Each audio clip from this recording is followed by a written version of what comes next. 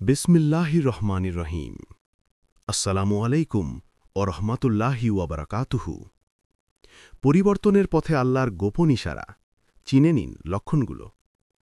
প্রিয় ভাই, বোন ও বন্ধুগণ, মানুষের জীবনে পরিবর্তন এক অবশ্যম্ভাবী বাস্তবতা।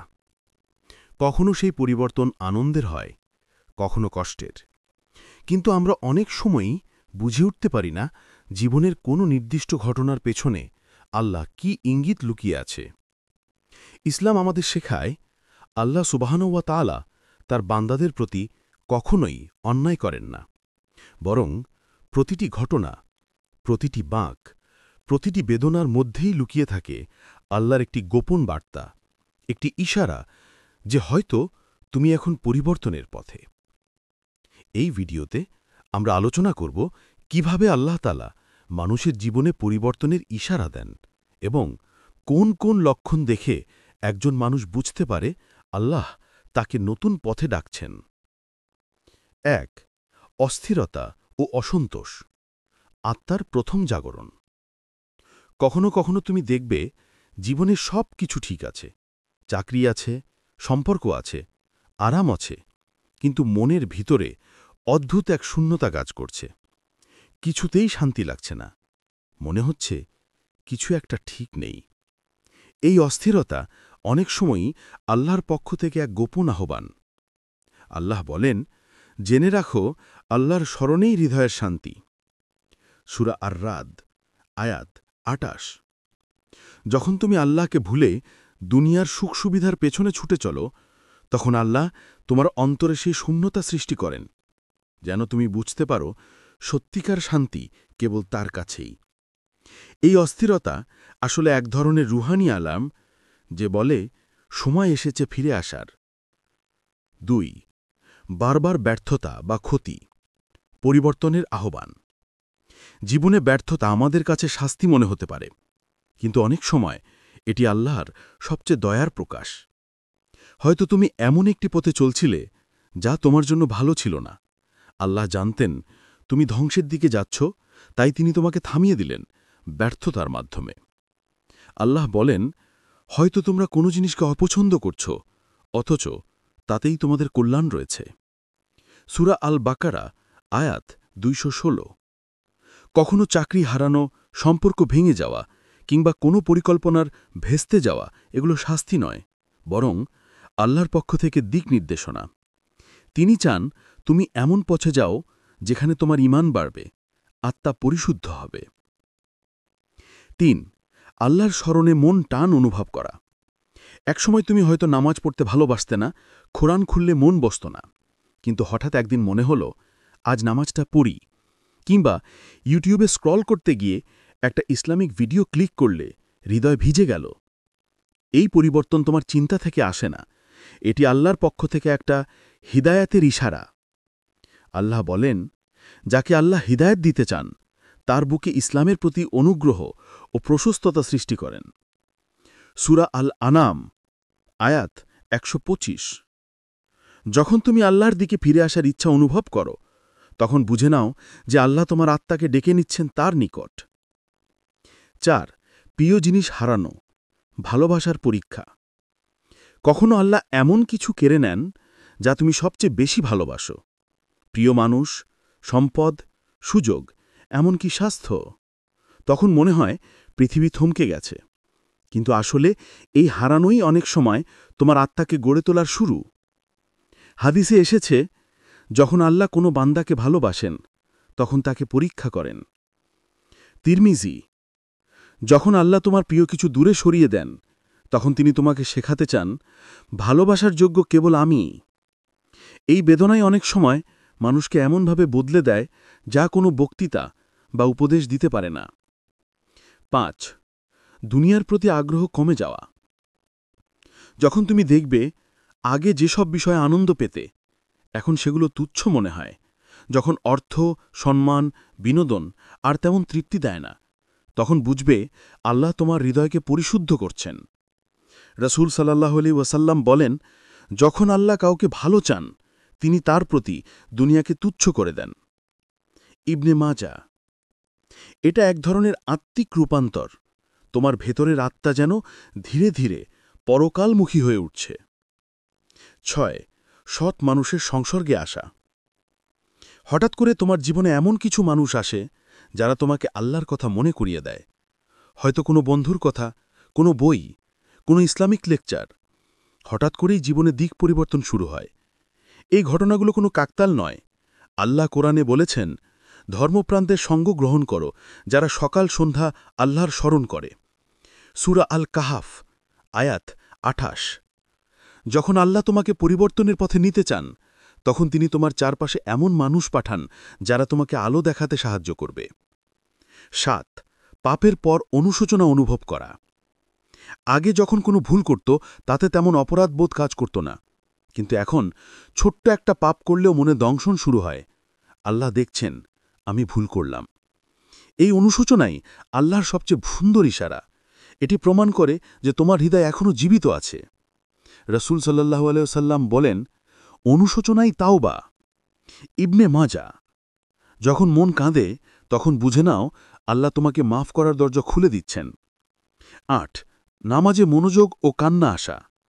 নামাজ অনেকের জন্য শুরু থেকে বলে একটি নিয়মিত কাজ, কিন্তু যখন আল্লাহ তোমার আত্মাকে জাগিয়ে তোলেন, তখন সেই নামাজে হৃদয় নরম হতে শুরু করে। চোখে পানি আসে, বুক ভারী লাগে, মনে হয় আমি কতদিন দূরে ছিলাম আল্লাহর থেকে। এই কান্না কোনো দুর্বলতা নয়, বরং এটি আল্লাহর করুণা। রসূল সাল্লাল্লাহু আলাইহি ওয়াসাল্লাম বলেছেন, যে ব্যক্তি একাকী অবস্থায় আল্লাহকে স্মরণ করে এবং তার ভয়ে অশ্রু ফেলে, সে আল্লাহর ছায়ার নিচে থাকবে সেদিন যেদিন আর কোনো ছায়া থাকবে না। বুখারী ও মুসলিম। এমন নামাজ, এমন কান্না ইঙ্গিত দেয় তোমার আত্মা এখন সত্যিকারের পরিবর্তনের পথে। 9. জীবনের অর্থ নিয়ে গভীর চিন্তা শুরু হওয়া। যখন তুমি ভাবতে শুরু করো, আমি কেন বেঁচে আছি, আমার জীবনের উদ্দেশ্য কি, তখন বুঝে নাও তোমার আত্মা জেগে উঠছে। এটা আল্লাহর একটি সূক্ষ্ম দাওয়াত, যেন তুমি আত্মিক অন্ধকার থেকে আলোতে আসো। আল্লাহ বলেন, আমি মানুষ ও জিনকে সৃষ্টি করেছি কেবল আমার ইবাদতের জন্য। সূরা আদ-দারিয়াত, আয়াত 56। এই চিন্তাগুলোই পরিবর্তনের বীজ। এগুলোকে অবহেলা করো না, কারণ এগুলোই তোমাকে তোমার আসল পরিচয়ের দিকে ফিরিয়ে নেয়। 10. ছোট ছোট দয়ালু কাজ করতে মন চাওয়া। হঠাৎ দেখবে অন্যদের সাহায্য করতে ইচ্ছে করছে, কাউকে কষ্ট দিলে মন খারাপ হচ্ছে, কিংবা কারো হাসি দেখে আনন্দ পাচ্ছ। এগুলো আল্লাহর রহমতের ফল। কেননা যখন আল্লাহ তোমার হৃদয়কে নরম করেন, তখন তিনি তোমার ভেতর দয়া ঢেলে দেন। রসূল সাল্লাল্লাহু আলাইহি ওয়াসাল্লাম বলেছেন, দয়া সেই ব্যক্তির প্রতি করা হয় যে দয়া করে। বুখারী। এই হৃদয়ের কোমলতা আল্লাহর উপস্থিতির ইশারা দেয়, তিনি তোমার সঙ্গে আছেন, তোমার আত্মাকে নতুন করে গড়ে তুলছেন। 11. স্বপ্ন বা ঘটনার মাধ্যমে অন্তর জাগানো। অনেক সময় মানুষ এমন স্বপ্ন দেখে বা এমন কোনো ঘটনায় পড়ে যা তার জীবনে মোড় ঘুরিয়ে দেয়। হয়তো স্বপ্নে কবর, মৃত্যু বা তওবার দৃশ্য দেখে ভয় পেয়ে যায়। ইসলামে বলা আছে, কিছু স্বপ্ন আল্লাহর পক্ষ থেকে আসে, রুহানি ইঙ্গিত হিসেবে। রসূল সাল্লাল্লাহু আলাইহি ওয়াসাল্লাম বলেছেন, নবুয়তের পর শুধু শুভ স্বপ্নই অবশিষ্ট রয়েছে। বুখারী। এই ধরনের ঘটনা বা স্বপ্নের উদ্দেশ্য একটাই, তোমাকে জাগানো, যেন তুমি সময় থাকতেই ফিরে আসো আল্লাহর পথে। 12. কষ্টের মাঝেও তৃপ্তি অনুভব করা। যখন কেউ আল্লাহর পথে ফিরে আসে, শুরুতে জীবনে অনেক ঝড় আসে, কিন্তু আশ্চর্যের বিষয় হল সেই ঝড়ের মধ্যেও হৃদয়ে এক ধরনের শান্তি থাকে। এটা সেই শান্তি যা দুনিয়ার কোনো অর্থ বা সুখ দিতে পারে না। আল্লাহ বলেন, নিশ্চয় যারা বলে আমাদের প্রভু আল্লাহ এবং সে অনুযায়ী অবিচল থাকে, তাদের প্রতি কোনো ভয় নেই, তারা দুঃখিতও হবে না। সূরা আল-আহকাফ, আয়াত 13। এই প্রশান্তি আল্লাহর উপস্থিতির প্রমাণ। তিনি তোমার সঙ্গে আছেন, তোমার আত্মাকে নতুন করে গড়ে তুলছেন। প্রিয় বন্ধু, পরিবর্তন মানে নতুন জন্ম। পরিবর্তনের ইশারা চেলা মানে এই নয় যে তুমি এখনই নিখুঁত হয়ে যাবে, বরং এর মানে হল আল্লাহ তোমাকে ডাকছেন ধীরে ধীরে, ধৈর্যের সঙ্গে, ভালোবাসার সঙ্গে। প্রত্যেক মানুষকেই কোনো না কোনো সময় আল্লাহ ডাকেন, কিন্তু সবাই সেই ডাক শোনে না। কেউ অবহেলা করে, কেউ ভয় পায়, কেউ আবার তওবা করে নতুন জীবন শুরু করে। যদি তুমি এই লক্ষণগুলোর কোনোটি নিজের মধ্যে অনুভব করো, বুঝে নাও আল্লাহ তোমার সঙ্গে কথা বলছেন। তুমি হয়তো শুনতে পাচ্ছ না, কিন্তু তোমার আত্মা অনুভব করছে। তাই আজই শুরু করো, ছোট ছোট পদক্ষেপে। নামাজে ফিরে যাও, কুরআন পড়ো, দোয়া করো, কারণ পরিবর্তন একদিনে আসে না, কিন্তু আল্লাহর সাহায্য থাকলে তা অসম্ভব নয়। আল্লাহ বলেন, নিশ্চয়ই আল্লাহ কোনো জাতির অবস্থা পরিবর্তন করেন না যতক্ষণ না তারা নিজেদের পরিবর্তন করে। সূরা আর-রাদ, আয়াত 11। হে আল্লাহ, যাদের আত্মা এখন পরিবর্তনের পথে, তাদের জন্য পথ সহজ করে দিন। যাদের হৃদয় অস্থির, তাদের শান্তি দিন। আর আমাদের সবাইকে সেই আলোয় ফিরিয়ে নিন যেখানে আপনি আছেন, যেখানে আর কোনো অন্ধকার নেই। পরিবর্তনের পথে আল্লাহর গোপন ইশারা। পরিবর্তনের পর জীবনের নতুন পরীক্ষা। মানুষের জীবনে পরিবর্তন শুরু হয় একদিনে, কিন্তু তা স্থায়ী হয় না একদিনে। যখন আল্লাহ কোনো বান্দাকে নিজের দিকে ডাকেন, তখন তিনি শুধু হৃদয়ে ইশারা দেন না, তিনি সেই মানুষটিকে ধীরে ধীরে এমনভাবে গড়ে তোলেন যাতে সে নিজের পুরাতন অন্ধকার থেকে আলোর দিকে বেরিয়ে আসতে পারে।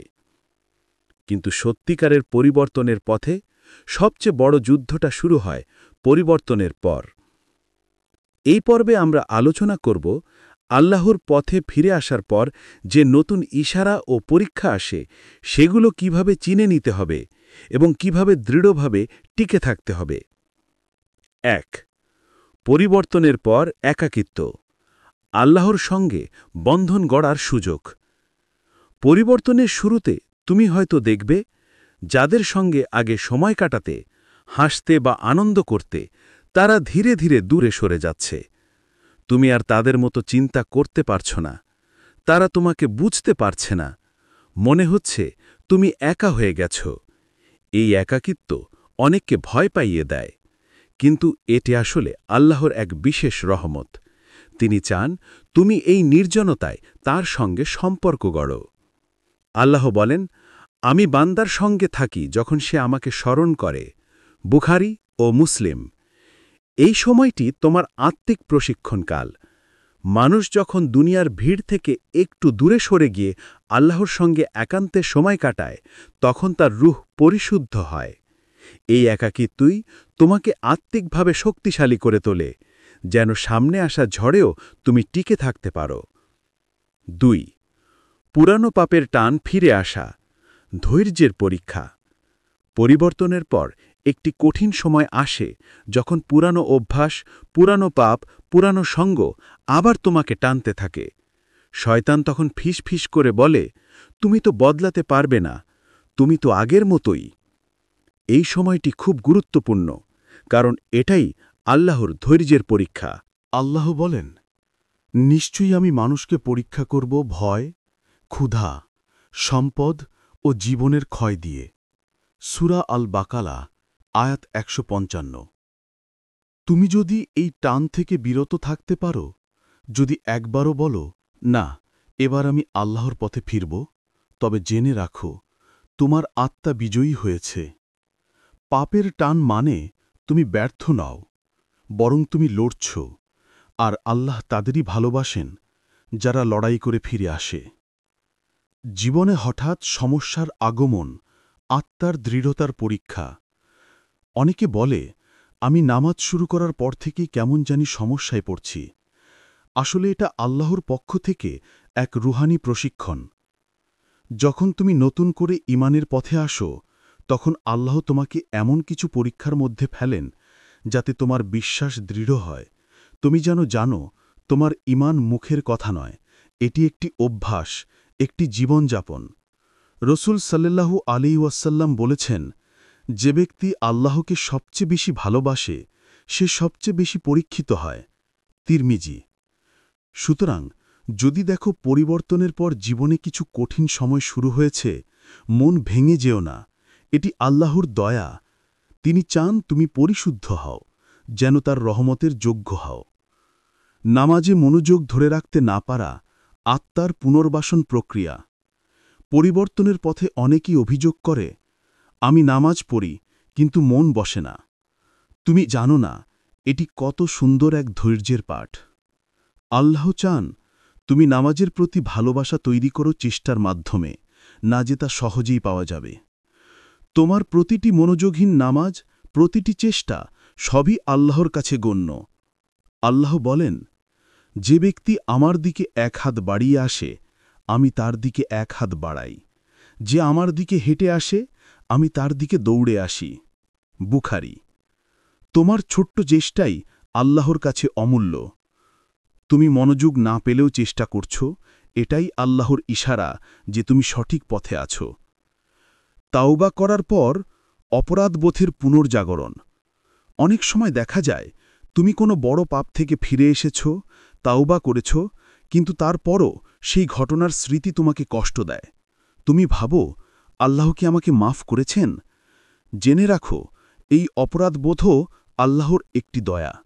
এটি তোমাকে বিনয়ী রাখে, অহংকার থেকে দূরে রাখে। রসূল সাল্লাল্লাহু আলাইহি ওয়াসাল্লাম বলেন, মুমিন যখন কোনো পাপ করে তখন তার হৃদয়ে একটি কালো দাগ পড়ে, কিন্তু যদি সে তাওবা করে দাগ মুছে যায়। ইবনে মাজা। তাওবা মানে ভুলে যাওয়া নয়, তাওবা মানে সেই ভুলকে স্মরণ করে আবারও আল্লাহর দিকে ফিরে আসা। তোমার অপরাধ বোধ যদি তোমাকে আল্লাহর দিকে ঠেলে দেয়, তাহলে সেটিই রহমত, শাস্তি নয়। মানুষ তোমাকে ভুল বুঝবে, সত্যিকার পরিবর্তনের মূল্য। যখন তুমি পরিবর্তনের পথে হাঁটবে, সবাই তোমার জন্য হাততালি দেবে না। অনেকে বলবে, এই লোক হঠাৎ ধর্মীয় হলো কেন? কেউ বলবে, নিশ্চয়ই কোনো স্বার্থ আছে। এই সমালোচনা নতুন কিছু নয়। নবী রসুলরাও মানুষের ভুল বোঝার শিকার হয়েছেন। আল্লাহ বলেন, যখন তারা সত্য নিয়ে এসেছেন তখন তাদের উপহাস করা হয়েছে। সূরা ইয়াসিন, আয়াত ৩০। তুমি যদি জানো তোমার উদ্দেশ্য কেবল আল্লাহর সন্তুষ্টি, তাহলে মানুষের কথা তোমাকে প্রভাবিত করতে পারবে না। এই সময় ধৈর্য ধরো, কারণ তুমি এখন আল্লাহর দৃষ্টিতে সম্মানিত এক যোদ্ধা। পুরনো বন্ধুকে হারানো, নতুন আত্মার জন্ম। পরিবর্তনের পর অনেকে বলে, আমি বন্ধু হারিয়েছি। আসলে তুমি কাউকে হারাওনি, বরং তুমি নিজেকে খুঁজে পেয়েছ। আল্লাহ অনেক সময় তোমার জীবন থেকে কিছু মানুষকে সরিয়ে দেন যেন তুমি তার সঙ্গে সম্পর্ক দৃঢ় করতে পারো। যাদের মন তোমাকে আল্লাহ থেকে দূরে রাখে, তারা তোমার জীবনে থাকলে তুমি কখনো সত্যিকারের শান্তি পেতে না। আল্লাহ বলেন, নিশ্চয়ই সৎ বন্ধু ছাড়া আর কোনো বন্ধুত্ব থাকবে না। সূরা যুখরু, আয়াত ৬৭। তুমি যদি বন্ধুহীন বোধ করো, মনে রেখো, আল্লাহ তোমার সঙ্গে আছেন, তার সঙ্গই সবচেয়ে নিরাপদ আশ্রয়। নিজের সীমাবদ্ধতা বুঝে ফেলা, আত্মার বিনয় শেখা। পরিবর্তনের পথে একসময় মানুষ বুঝতে শেখে, আমি সব জানি না। আগে হয়তো তুমি অহংকারে ভাবতে, আমি ঠিক আছি, কিন্তু এখন উপলব্ধি হয়, আমার অনেক কিছু শেখা বাকি। এই বিনয়ই আসলে সত্যিকার জ্ঞানের সূচনা। আল্লাহ বলেন, মানুষকে জ্ঞান দেয়া হয়েছে খুব অল্প। সূরা আল ইসরা, আয়াত ৮৫। যখন তুমি নিজের সীমাবদ্ধতা মানতে শেখো, তখন আল্লাহ তোমার হৃদয়ে সত্যের আলো জ্বেলে দেন, কারণ বিনয়ী হৃদয়ই হিদায়াত গ্রহণ করতে পারে। জীবনের উদ্দেশ্য স্পষ্ট হয়ে যাওয়া, আত্মার পূর্ণ জাগরণ। পরিবর্তনের কিছুদিন পর তুমি বুঝতে শুরু করবে, জীবনের অর্থ কেবল অর্থ উপার্জন, সাফল্য বা সামাজিক অবস্থান নয়। তুমি অনুভব করবে, জীবনের মূল উদ্দেশ্য হল আল্লাহর সন্তুষ্টি অর্জন। তোমার কাজ, তোমার সম্পর্ক, এমনকি তোমার চিন্তাভাবনাও এখন আল্লাহর সন্তুষ্টির দিকে ঘুরে যাবে। এটাই সেই মুহূর্ত যখন আত্মা পুরোপুরি জেগে ওঠে। তুমি তখন বুঝবে, আল্লাহ আমার রাব, আমি তার বান্দা, এটাই আমার পরিচয়। আল্লাহ বলেন, নিশ্চয়ই আমার নামাজ, আমার কোরবানি, আমার জীবন ও মৃত্যু সবই আল্লাহর জন্য। সূরা আল আনাম, আয়াত ১৬২। এই উপলব্ধি জীবনের সবচেয়ে বড় পরিবর্তন। আত্মার শান্তি ফিরে পাওয়া, আল্লাহর উপস্থিতির নিদর্শন। একসময় তুমি ভাবতে সুখ মানে আরাম, বিলাসিতা বা স্বপ্নপূরণ, কিন্তু এখন বুঝতে পারছ সুখ মানে অন্তরের প্রশান্তি। যখন তুমি নামাজে কান্না করো, কোরআন পড়লে হৃদয় কেঁপে ওঠে, দোয়া করলে চোখে পানি আসে, তখন বুঝে নাও আল্লাহ তোমার সঙ্গে আছেন। আল্লাহ বলেন, হে প্রশান্ত আত্মা, ফিরে এসো তোমার রবের দিকে, সন্তুষ্ট ও সন্তোষজনক অবস্থায়। সূরা আল ফাজর, আয়াত ২৭-২৮। এই প্রশান্তি পরিবর্তনের চূড়ান্ত ফল। এটি সেই উপহার যা আল্লাহ দেন কেবল তাঁদেরকেই যারা তার ইশারায় সাড়া দেয়। পরিবর্তনের পথ হল ভালোবাসার পথ। পরিবর্তনের পথে আল্লাহর ইশারা কখনো কঠিন, কখনো মধুর, কখনো তা আসে অশ্রুর মধ্য দিয়ে, কখনো আসে আনন্দের মুহূর্তে, কিন্তু প্রতিটি ইশারাই ভালোবাসার নিদর্শন। আল্লাহ আমাদের কষ্ট দেন না আমাদের ভাঙার জন্য, বরং আমাদের গড়ে তোলার জন্য। তিনি চান আমরা তার কাছে ফিরে আসি, যেন আমরা সত্যিকার শান্তি পাই। তুমি যদি আজ এই ভিডিওটি দেখছ, তাহলে জেনে রেখো এটিও হয়তো আল্লাহর একটি ইশারা। তুমি নির্বাচিত হয়েছ ফিরে আসার জন্য, নতুনভাবে শুরু করার জন্য। হে আল্লাহ, আমাদের হৃদয়কে আপনার দিকে ফিরিয়ে দিন, আমাদের ধৈর্য দিন, যেন আমরা পরিবর্তনের পথে অটল থাকতে পারি। আমাদের এমন আত্মা দান করুন যে আত্মা আপনাকে ভালোবাসে, ভয় পায় এবং তাওবার আনন্দে ডুবে থাকে। আমিন ইয়া রাব্বুল আলামিন। এই পর্যন্ত ভিডিওটি দেখার জন্য আপনাকে অসংখ্য ধন্যবাদ। ভালো লাগলে লাইক, শেয়ার এবং ফলো দিয়ে উৎসাহিত করবেন, এবং সাবস্ক্রাইব করে পাশে থাকবেন যাতে এই ধরনের ভিডিও আপনাদের কাছে পৌঁছে দিতে পারি। এই রকম ভিডিও দেখে আমাদের অন্তরাত্মাকে পরিশুদ্ধ করতে পারি। আসসালামু আলাইকুম ওয়া রাহমাতুল্লাহি ওয়া বারাকাতুহু।